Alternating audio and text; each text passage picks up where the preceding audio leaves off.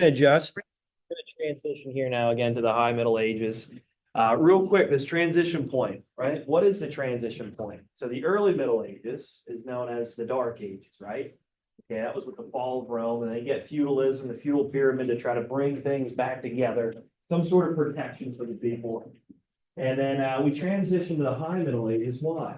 What empire comes around? What person did we talk about that brought all this change? Okay, the Renaissance, so to speak. Yes, good work, good job. Charlemagne, Charles the Great, the first Holy Roman Emperor. Anyway, he decides to initiate, okay, this Renaissance. What does the Renaissance mean again? We'll talk about this next chapter. Okay, it's not here just yet, but we get a little bit of a flame of it, right? Go ahead, Naomi. Yes, good job. Rebirth of what? Rebirth of what? What empire? Empire was so big, so large, so strong for so many years. Go ahead, Naomi. The Roman Empire, good. All right, so Charles the Great, okay, he infuses culture, academics, right? And obviously, it's all bonded together. All these kingdoms that the Frank Kingdom expanded to, the Carolingian Empire grew to, thanks to what? What was that glue that held all these areas together? Jason? Religion. Yeah, religion, Christianity, good. All right, we talked about it though. Did this last forever though? What happened to this empire? What happened? Started to fracture, right? Started to break apart. Why? Why? Failed. Because when Charlemagne died, his sons followed him. Yeah, over the land, right? So when it comes to your siblings, right? Your brothers, your sisters, I'm sure maybe you don't always get along. Chase, is that right? You and Connor? You guys get along all the time? Not all the time. For the most part, though, huh? Um, Kinda? No, really? Geez, what are you guys fighting over? Sports? You guys like the same yeah, teams? sometimes. You like the same teams or Um, no? No. Who do you like in football? Washington Commanders. I feel bad for you. They're gonna win the NFC. You think so? Chase. Oh, my Lord. Titans are gonna win the AFC. I don't know about this. I don't know about this. He's a Packers fan, isn't he? Yeah. That's why I like him so much better than you.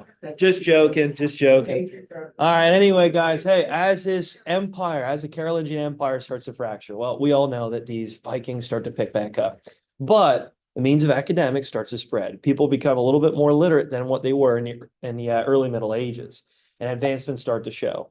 So, real quick, all right, I know I was going through some of these pictures, right? Architecture, buildings start to change, right? They start to evolve, they start to enhance over these times, right? So again, with these cathedrals, they start to pop up all throughout Europe, and they start to be like the beacon of these countries, these kingdoms, right? So they're not just countries just yet, they kind of are, but these kingdoms start to embrace, right, their allegiance to Christianity by building these magnificent, beautiful cathedrals.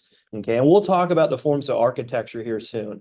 Actually got an assignment for you later in the week here where you'll look at one of these buildings, cathedrals in Europe. Okay, you'll depict what you see. Either it's Romanesque features or Gothic features.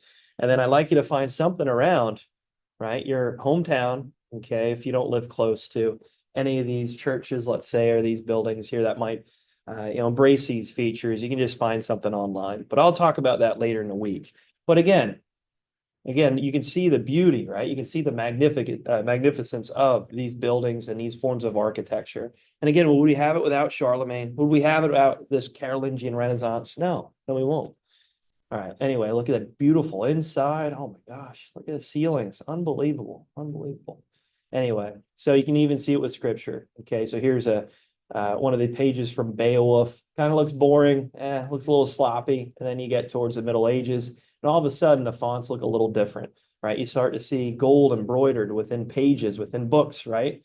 Within the covers of these books.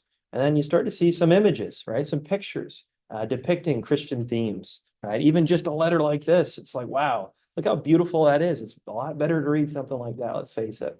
All right, again, seeing images, let's say monks and nuns starting to depict certain parts within the Bible by drawing a picture that they believe, they interpret the obviously the language.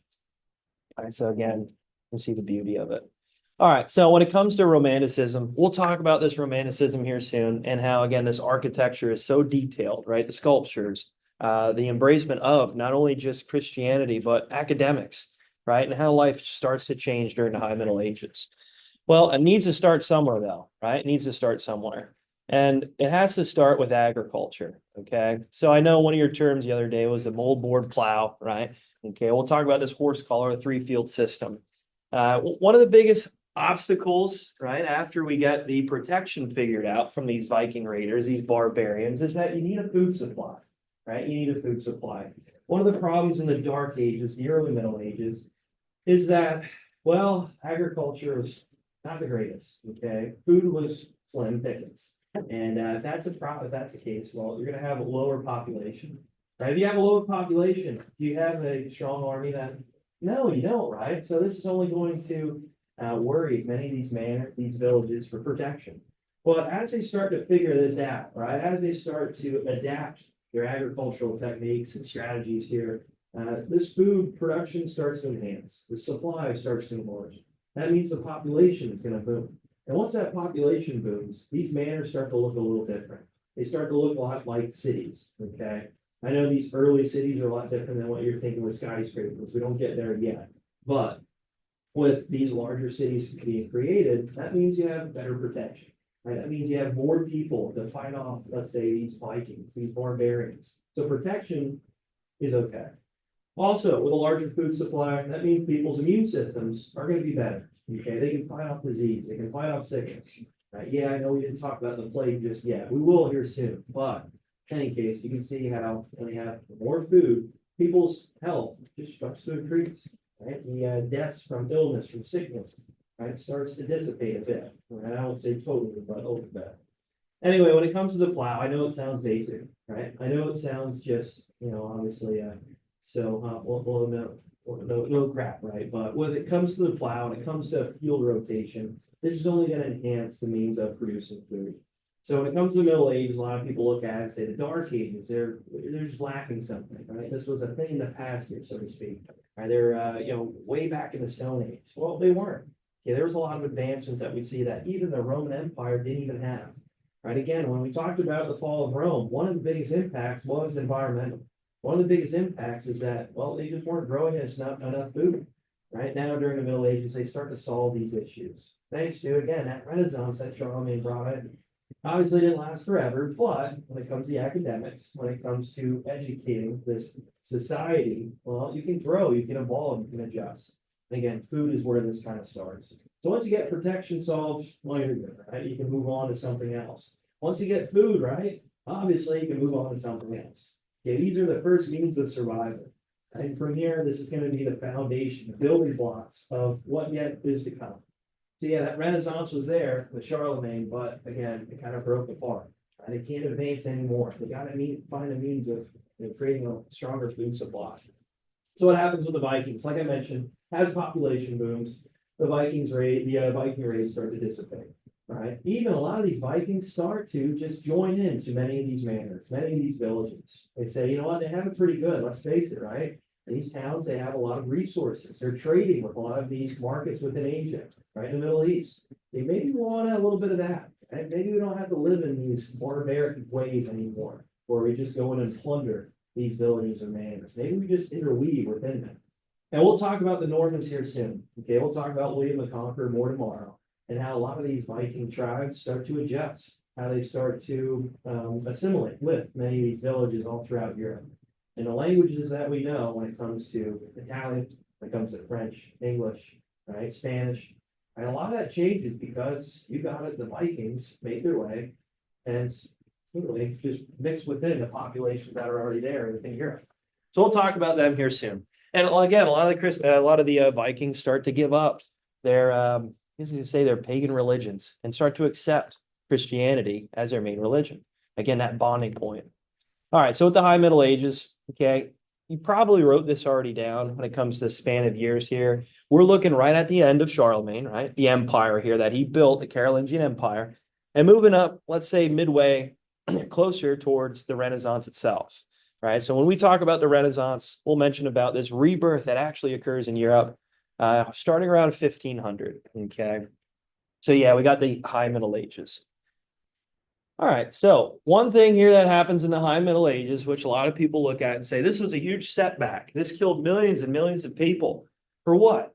For religion, right? To just say we claim the Holy Land? Yeah, but there's a lot more to it. Okay, the Crusades were a lot different than just like, let's say, these murderous wars that killed millions of people all throughout Europe and all throughout the Middle East and parts of Asia. Right, it's a little bit different than that. Like I mentioned, when it comes to the Pope, okay, he sided hand in hand with Charlemagne. Right, we mentioned about this Carolingian Empire, and then eventually this Holy Roman Empire. Right, but in any case, with the Pope, he saw this larger than life army as a protectorate of not only just Christianity, but all of Europe. Again, who was that rival that was starting to emerge? Parts of Southern Europe and through North Africa, the parts of the Middle East. Go ahead, bro, John. Muslims. Yeah, good job, right? This Muslim movement, right? Islam starting to spread. And the Pope being right there in the center of Italy, he's not happy about it, right? He wants to try to stop this advancement. Okay, he wants to try to spread Christianity. The only way to try to eliminate this rival religion is go right to the Holy Land itself, claim the Holy Land. All right, anyway, so what he decides to do, even after the fall of Charlemagne's empire, okay, it's still kingdoms that were held by his sons, but they're still bonded together by Christianity. Did they totally get along? No, not all the time. But one thing that bonded them together was Christianity. All right, so when you're looking at the Crusades, it's like, oh, this was a total failure. Okay, and we'll talk about these failures here soon. But one thing that is interesting to talk about is that you had unity. You had all these kingdoms in Europe coming together over a common cause, and that was religion. Right. Well, let's face it, right? The centuries later that we'll talk about throughout this class, there's going to be constant war, constant conflict between these European countries, right? Dating all the way up until obviously the 1900s, even still to this day, let's face it, there's conflict between European countries. But one thing for certain, that the Crusades brought them all together, united them. Anyway, so when we talk about the Crusades, okay, we're only going to focus on four of them. Right, there's more than four, I understand that, but when it comes to the four Crusades, this is what's talked about, depicted the most. Let's face it, all right, again, as you get the Pope here, he's issuing this order to try to, again, bring back the Holy Land. You can see it in the bottom right-hand corner. Jerusalem right here, guys. Damascus, right? Right here is where this Holy Land is. And it's, well, somewhat shared between Judaism, Christianity, and Islam. Right, so let's face it, they all don't like each other. So when it comes to the disputes of the Holy Land, well, every single religion here believes that they have the right to it. So anyway, with the Pope, he says, listen, we got to get rid of Islam. Okay, they're right up against our borders here, and they're causing chaos and havoc within our kingdoms throughout Europe. We need to eliminate them. So he sends these crusades. He brings all of these crusaders, right? All of these armies of Western Europe, brings them together. Right? Again, what was Charlemagne's empire? And as you can see, this is a long travel, isn't it? Holy cow. Can you imagine? Can you imagine? Kate, what do you think about this travel? So you can kind of see with the first crusade, you can see their movements. You can see with the second, a different color, the third and the fourth. Right? But how far is this? Jenna? Can you just make that within a couple hours, that trip to the Holy Land? No, right? It takes about 3 years to travel this distance. 3 years. Okay, I know I said the food supply is getting a little bit better, but can you keep food for 3 years on this long travel to the Middle East? No, you can't. Right? Also, you're walking into many of these civilizations, right? You're walking into many of these tribes that hate your guts, right? Yeah, there's still barbarians there. There's still Huns there, especially when you move out towards Eastern Europe, right? There's still Vikings there that don't like you whatsoever.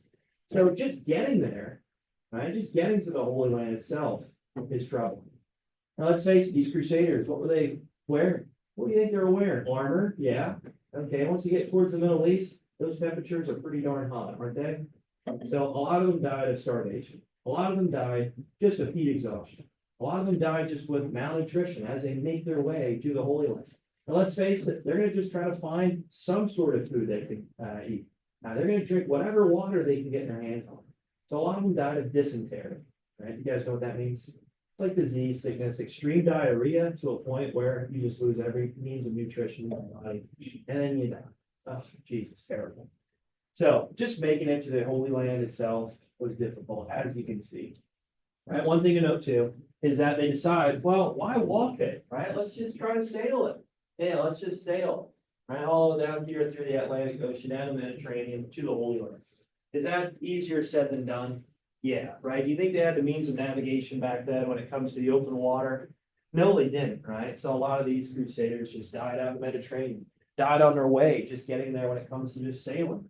Right? It's a great idea, sure, but well, they didn't have the tools to navigate whatsoever. All right, real quick here with the four crusades. Okay, with Pope Urban II, he realizes that Islam, okay, these Muslim raiders are starting to take the Holy Land, and he decides to send these armies, these crusaders from Europe. As you can see, there's four of them. So the first one is to claim the Holy Land. And guess what? The Christians do it. Boom, no problem, easy. Okay, so they claim the Holy Land, they claim Jerusalem. Well, it's easier said than done just to claim it. Now you got to hold on to it, right? Now you got to defend it. Right? Do you think Islam is just going to allow it to happen? Do you think they're just going to allow the Christians to hold the Holy Land, Jerusalem? No, it's not going to happen. Right? So anyway, here's a few pictures from the Crusades I wanted to put up there. So the big part here now is the Second Crusade, okay, which was defending the Holy Land from the Muslims, Islam. Okay, they couldn't really do it too well. So eventually, the Muslim armies, okay, led by Saladin, right? Saladin, if you want to pronounce it correctly, we'll just say Saladin, right? He is the Muslim leader of the armies of Islam. Anyway, he was so respected, even though he was the rival of the Christians, right? Even though he was a rival of the Pope of, right, obviously the Crusaders, he was a very well trained military strategist, right? And he protected the Holy Land from the Christians. Right, one thing to note is that with the Third Crusade, well, obviously the Pope wants to send in the big guns. So he decides to send in many members of these Christian kingdoms, one being Richard the Lionheart. If you have the nickname the Lionheart, well, he must be pretty strong, right? He must be a well-known person when it comes to being a warrior. Well, on their way down, the other leaders, one being Frederick Barbarossa, the Holy Roman Emperor, he dies on his way there to the Crusades. He doesn't make it. Right? Richard the Lionheart actually gets sick on his way down to the Holy Land. And well, they fight valiantly against Saladin to a point where even Richard the Lionheart was feeling sick. Like I said, he was kind of injured in battle. But he was so respected that even Saladin sent his own doctor to say, hey, Richard Lionheart, I'm going to send my own doctor here to try to see what we can do to get you back up on your feet, to fight another day. Isn't that crazy? Right? Your enemy is sick, right? And he decides to say, hey, I respect him so much, and I want to send my own personal doctor here to get him back up on his feet. Right? Let's face it, Eli, what would you do if your enemy on the battlefield was sick? Would you just like, yeah, it's okay, yeah, see ya? Would you just like wave him on by? If you just wish his death? Or would you actually send your own doctor to heal him? Your enemy.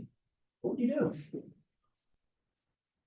Yeah, you would be like, okay, hey, sorry, circumstances, it is what it is, dude. You're gonna die here. It is what it is. Anyway, what happens is that Lionheart eventually gets back up on his feet. They continue to battle, and he does win a few battles. Does he take the Holy Land back? No, he doesn't. No, he doesn't.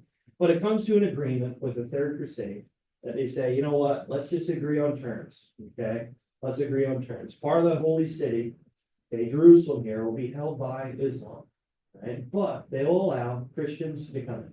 Right? They'll allow even, it goes totally against their religion, but even Jews to come in and respect their holy land, right? And see and I guess say praise, okay, this holy city. Anyway, it doesn't end there. There's going to still be conflict with the Fourth Crusade, obviously, to try to take back this holy land totally, and it just doesn't really happen, right? Ever since the beginning of time here, ever since the Crusades, okay, this holy land has been fought over. Let's face it today. That's what's going on today in the Middle East, the war, right? It's unfortunate, it's terrible, right? We have Israel fighting against Hamas-backed groups, right? Islamic-backed groups, right? This fighting is still ongoing, right? For the right of the Holy Land. So for thousands of years, these wars are still happening, even still to this day. So it just goes to show, right, how sacred it is and how big of an influence religion is for the world. All right, anybody ever see this movie, Kingdom of Heaven? No, it came out like 2005, I think it was. Right, there's a lot of big names in it. One being Ed Norton, who played the Hulk in one of the movies, The Incredible Hulk. Anyway, it's a great movie. If you guys get a chance, maybe check it out. Obviously not totally historically accurate, but it's a great movie talking about the Crusades. So if you guys get a chance, maybe check it out. Check it out. I'm sure, for sure. So anyway, when it comes to Kingdom of Heaven, all right, it's all about the Crusades, talking about these fights, these conflicts over the land. All right, is there any questions? Any questions? All right, I told you I'll let you give you some time here to work on the assignment. All right, so with the assignment, what I want you to do again is just complete it. Okay, don't miss any of the questions here. I'm going to give you the rest of the class here to work on this assignment. If you have any questions, please ask me. So again, with one, you're going to look at religious, political, or economic reasons for the start of the Crusades. It could be multiple, right? It could be more than just one. Right. And then you're going to look at number 2 here. Answer the question. Don't forget that one. A lot of people just skip through it. They're like, oh, I didn't see it. Well, don't miss it. All right. It's just your opinion of why the Crusades started. And here's the timeline talking a little bit more about the Crusades that I just went over. Right. Answer these questions based off of that timeline above. And then finally, you got it for your class, primary sources. What is a primary source again? What is it? What is a primary source? Naomi, go ahead. Where I found, okay, yeah, that is. It's a firsthand account, right? So you guys know what I mean by that. A person that was actually there at the event, writing about the event itself. So we know all of history based off of primary sources. Okay, people that were actually there. Obviously, you got to look at what side they were on, right? Maybe they're on the winning, the losing side, who knows? Okay, so when it comes to history, a lot of our knowledge is based off of what people wrote about it. Is everybody factual? Is everybody truthful? No. So obviously you got to kind of look at it and analyze other sources, not just one. But in any case, when it comes to these primary sources, here they are. Talks about Pope Urban's call for the crusade, talks a little bit about the crusades itself. And then finally, at the very end, what I'd like you to do is just write your opinion about it. Were the first 4 crusades a success or a failure for of the Europeans? Okay, maybe it was. Maybe it was. It's up to you. It's your opinion. Okay, you can use kind of the notes I talked about, right? You can use this lesson, this lecture here to help you with that if you like. Anyway, I recommend writing out your answers on a separate Google Doc, or you can edit the one that's already there. That's fine too, whatever you like to do. Okay, especially here for the writing part, okay, you don't have to write a whole page. Yeah, I'm looking just for like a paragraph or so, just explaining whether or not you think it's a success or a fail. All right, is there any questions? Madison, you good? You looking out for those Crusaders outside? Yeah. Okay. Make sure they don't come down over the hill on the task force. All right. I'll play some music for you guys.